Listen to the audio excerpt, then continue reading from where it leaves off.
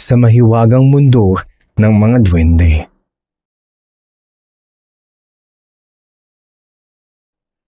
Noong unang panahon ay mayroong haring ubod ng yaman. Taas noon niyang pinagmamalaki ang hardin niya. Sa hardin yon ay may tumutubong kakaibang mansanas. Sa araw na ito ay ipamahagi sa inyo ang unang bunga ng aking mansanas. Ako mismo ang pumitas nito. Pagpalain ka, kamahalan. Natatangi ang pagkakataong matikman namin ang prutas mo. Isa itong pagpapala sa amin. 100 mansanas lamang ang nahihinog kada taon. Sino mang makakatikim nito ay magkakaroon ng enerhiyang hindi mo mamipapaliwanag. Ako na muna kayo. Meron pa akong asikasuhin sa palasyo.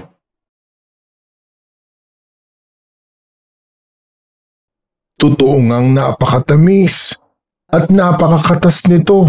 Ngayon pa lang ako nakatikim ng ganito, ngunit siya lamang ang makakapitas nito. Bakit nga ba? Bago ka lamang dito kaya hindi mo alam. Sinumpa ng hari gamit ang mahika na sino man ang magnakaw ng mansanas ay ibabaw ng 100 pulgada. Ay, akala ko sabi-sabi lang yon.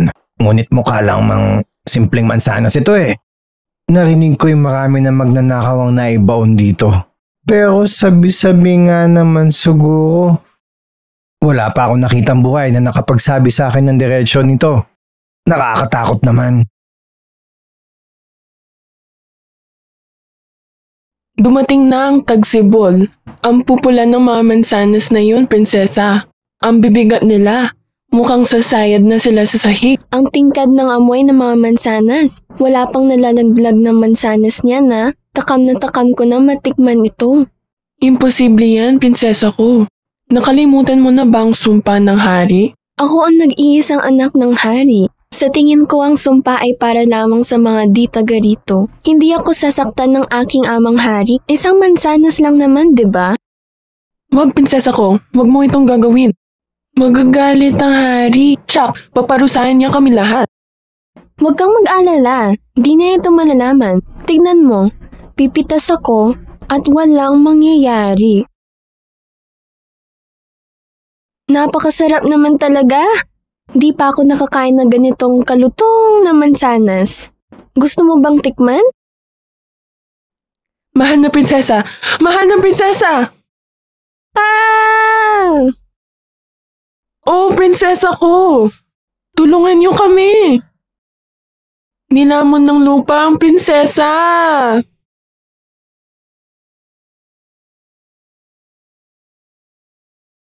Anong sabi mo? Pumitas ng mansanas ang prinsesa at ngayon siya'y nabaon. Nasaan ka ba at hinayaan mo siya? Ako po ang may sala. Patawad po. Pinigilan ko po siya. Ngunit nagpumilit siya.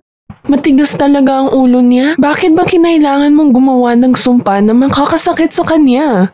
Paano natin siya mahanap? Diyos ko, ilayo niyo po siya sa kapahamakan. Magpakahinahon ka. Kahit anong mangyari ay papahanap natin siya. Makinig ang lahat. Utos ng hari ay hanapin ng prinsesa. Sa lalong madaling panahon, sino man na makahanap sa kanya ay kakasal sa prinsesa. Naku, nawawala ang prinsesa? Kaya pala gulong-gulo ang palasyo. Sino ang matapang nahahanap sa kanya? Tama lang na bigyan siya ng pabuya. Hans, Nan, narinig niyo na ba ang balita? Huwag nating palampasin ang pagkakataon na to. Tama ka. Palay mo'y tayo ang makahanap sa prinsesa. Kalahati ng kaharian ay mapapasa kamay natin. Magiging ubod ng yaman tayo, hindi ba, Hans? Siyak ng malungkot na lubusan ng ating hari at reyna. Gusto kong tumulong. Kung gayon ay tara na. 8 araw sila naghanap sa matatarik at malalayong mga daan. Hindi pa rin nila matagpuan ang prinsesa. 8 araw na natin ito. Mauubusan na tayo ng pagkain. Mukhang kailangan na nating mga aso bukas. Dito na tayo matulog. Hindi ko na kaya. Naubos na ang lakas ng aking mga binti. Hindi na ako makalakad. Sa dako pa roon, may isang palasyo. Tiyak patutuloyin nila tayo doon. Bakit kaya hindi to nakakandado? Meron kaya ang tao dito? Nakapagtataka. Tingin ko'y wala ngang tao. Ngunit lahat ay bago at makintab. Mukhang ilang araw na rin silang wala. Anong gagawin natin? Manatili na lang tayo dito. Lalamigin tayo sa labas. Bukas na umaga na tayo magpaalam. Naku, mainit pa ang sabaw. Parang bagong luto pa lang. Umiikot ang aking sikmura. Sa amoy pa lang. Parang makakarami ata talaga ako. Basta kumain na lang tayo. Ngunit hindi atin ito. Huwag ka nga magmangmaangan dyan. Pagkabalik na may-ari, di bayaran na lang natin siya. At saka tayo magpasalamat. Sige na nga, gutom na rin ako eh. Pagkatapos silang mabusog, halinhinan sila nagbantay. Kung sakaling may panganib man ang paparating.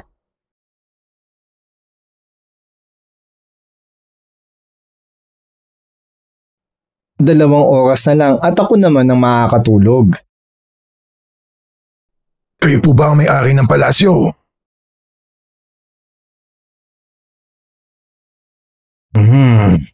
Sino ka ba? Kami ay kapitbahay mo. Nakakapagtaka, saan ba galing ang maliit na mamang ito? Anong nangyayari? Maaring bigyan mo nga ang isang matandang to na isang piraso ng tinapay. Ilang araw na rin akong hindi nakakakain. Hindi akin ang palasyong to pero mukhang gutom na gutom ka. O sige, ito ang tinapay. Salamat sa iyong kabaitan. Anong ginagawa mo? Patawarin mo ako sa kalampahan ko. Pwede mo ba siyang pulutin? Bakit hindi mo pulutin mag-isa mo? Hawak mo na hinagis mo pa eh. Ano ba naman yan? Mahina na aking mga buto. Sige na at tulungan mo na ako. Magtigil ka. Nakita kitang itinapon mo. At ngayon ay sasabihin mong pulutin ko? Mukha ba akong utu-utu sa'yo? Kung gusto mo ay gulpihin kita eh. Para malaman mo na pipiliin mo ang niloloko mo. Huwag. Kaawaan mo naman ako. Umalis ka sa harapan ko at huwag na huwag ka nang magpapakita. Akala ko'y mabait ka na tao. Pagkatapos ng 2 oras, si Nan naman ang magbabantay sa buong palasyo. Nagkita rin sila ng maliit na mama at binugbog niya rin ito. May nangyari ba habang nagbabantay ka sa labas, Carter? May isang bansot na matanda na binugbog ko. Natagpuan ko rin siya at ganun din ang ginawa ko. Binugbog ko rin. Tingin ko hindi na magpapakita yun. Wala akong pake. Pagod na pagod ako. Hans na magbabantay siya ng bahala sa kanya. Katiwala ng palasyo. Pwede mo ba akong bigyan ng pagkain? Gutom na ako. Maghintay lamang po kayo dito at ikukuha ko kayo. Nakoy, napakalampa ko talaga. Pwede mo bang pulutin para sa akin to? Abay, walang naman po. Eto. At hindi po ako ang may-ari ng palasyo. Ito lang ang kaya kong gawin. Ginoo, ikaw ay natatangi. At dahil doon ay sasabihin ko kung saan mo pwedeng hanapin ang nawawalang prinsesa. Totoo ba? Alam mo kung nasa natin, prinsesa? Oo naman, kung hindi mo napansin, ako'y isang duwende. Marami kami sa ilalim ng lupa.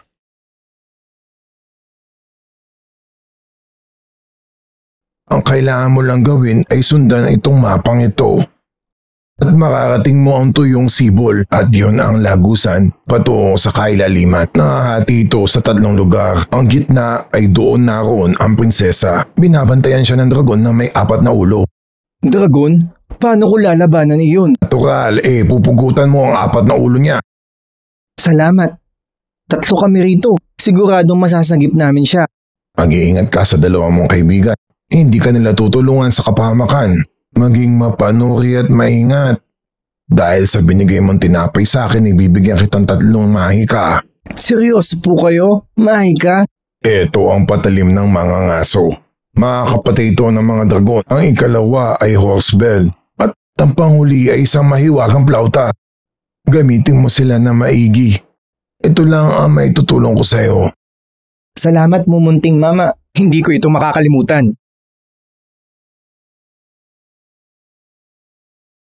Oh Hans, mayroon ba nangyari habang nagbabantay ka? Wala naman. Dumating ang isang maliit na mama at ipinakita sa akin kung nasaan ang prinsesa. Ano? Alam mo kung nasan siya? Ito ang mapa na magtuturo kung nasan siya. Umalis na tayo pagkatapos magagahan. Paano kung niloloko lang tayo ng matandang yun? Mapagkakatiwalaan ba natin siya? Baka pinaglalaroan lang tayo. Mahaba-habang paglalakbay ito. Pagkakatiwalaan lang ba natin siya? Sa tingin ko'y isa siyang mabait na matanda. At wala siyang masamang hangad sa atin. Subukan lang natin. Tama ka, magbalot na tayo at umalis.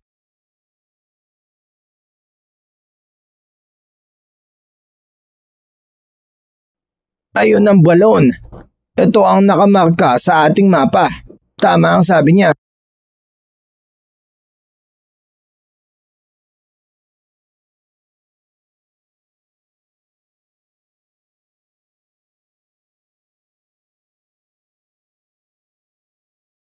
Malalim-malim ang balon.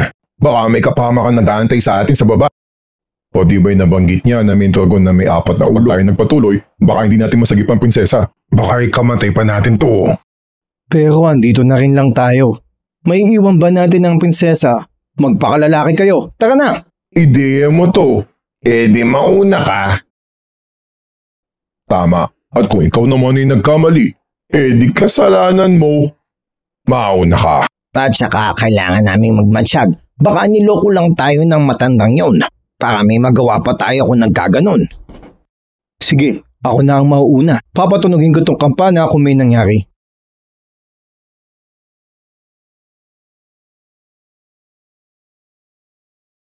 Naku, hindi ko inakalang maraming namatay dito.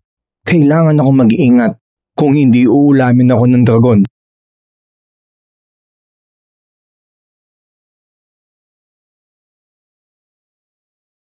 Mukhang hilik yun ng dragon. Kailangan ko na sagipin ng prinsesa bago siya magising. Ina! Ama! Ayoko na rito. Gusto ko na umuwi. Ha? Sino ka? Paano ka nakarating dito?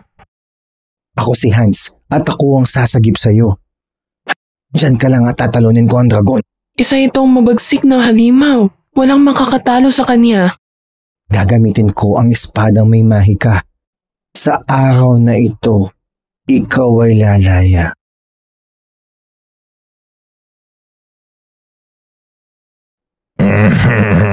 Mas malaki ka sa mga maliliit na yun.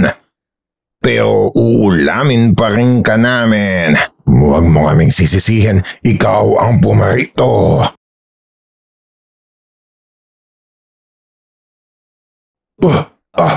Paano mo nagawa yun?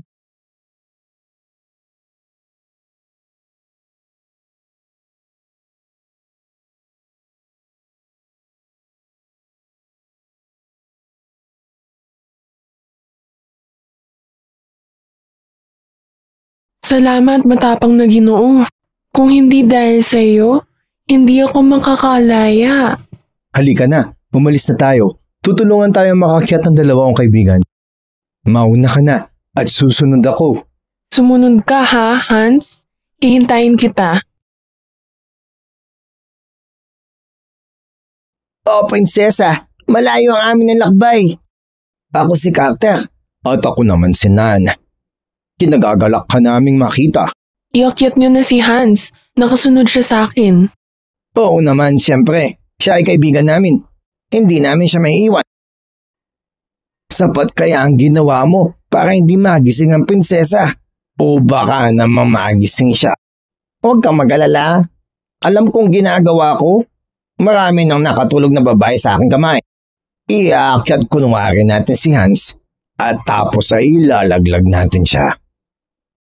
Mas lalaki ang ating pabuya kung mamamatay siya dito. Mag-ingat ka sa 2 taong yun na tinuturing mong kaibigan.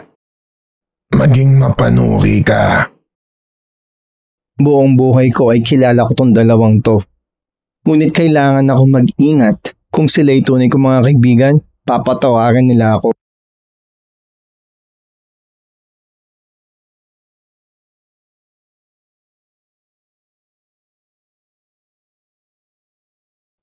Narinig mo ba yun? Yun ang kampana ni Hans. Yun ang hudyat na hilahin natin siya pataas. Dali, ilapag mo muna ang prinsesa doon.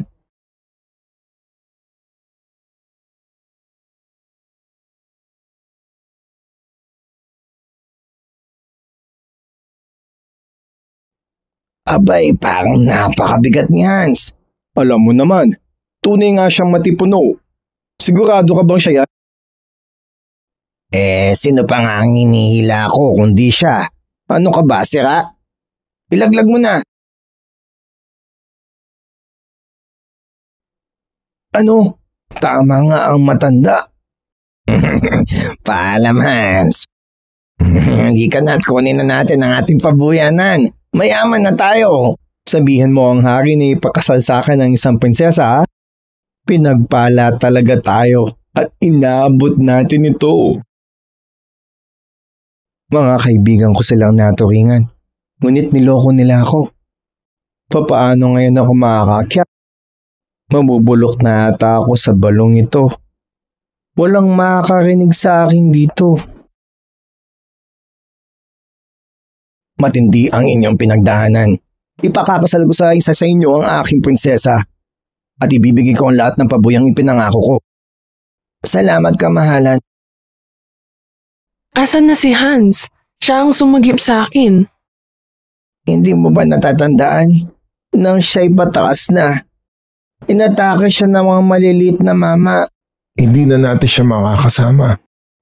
Nabuwal ang prinsesa nang makita niya yon. Para matupad ang kahilingan ni Hans, ibinalik namin ang prinsesa sa inyo. Oh, Diyos ko. Patay na nga ba si Hans? Narito ako. Si Hans. Prinsesa ko. Si Hans nga yun. Boses niya yun eh. Anong nangyari?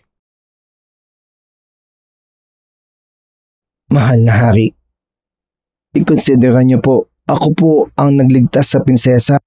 Ang dalawang to ang nagtangkang pumatay sa akin. Ikaw nga, Hans. Buhay ka. Anong ibig mo sabihin? Magpaliwanag ngayon din. Kung mananatili ako dito, siguradong tepok ako. May isa pang binigay na bagay sa akin ng duwende. Ang mahiwagang plauta. At least, hindi ako maiinip dito.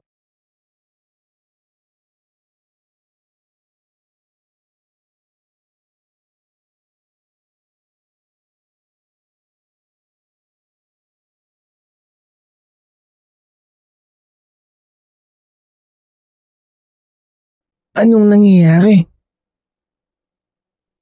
At nagsulputan kayong lahat sa harapan ko. Ito ang aming lugar, ang kailaliman. Dito kami naninirahan. Hindi ka dapat niloko ng iyong mga kaibigan. Isa ka mabait na tao. Tutulungan ka naming makabalik sa iyong mundo. Sabi na nga't may mahika ang plautang to. Salamat sa pagsagip niyo sa akin. Hindi ko itong makakalimutan. At sinundan ko ang mga duwende. Dumaan kami sa isang makintab na lagusan. Huwag niyo siyang pakinggan. Nagsisinungaling siya at nag-iimbento ng kwento. Tangan-tangan ko pa ang armas na pinampatay ko sa dragon at ang mahiwagang plauta. Kayong dalawa, nagsinungaling kayo sa akin. Mga kawal, ikulong ang dalawang to ngayon din. Patawarin niyo po kami nagkamali. Hindi dapat namin ginawa yon, mahal na hari. Hans, tulong!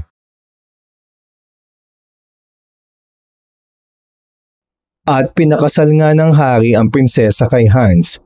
Si Hans na may busilak na puso at napakabait na tao. At sila'y namuhay ng matiwasay.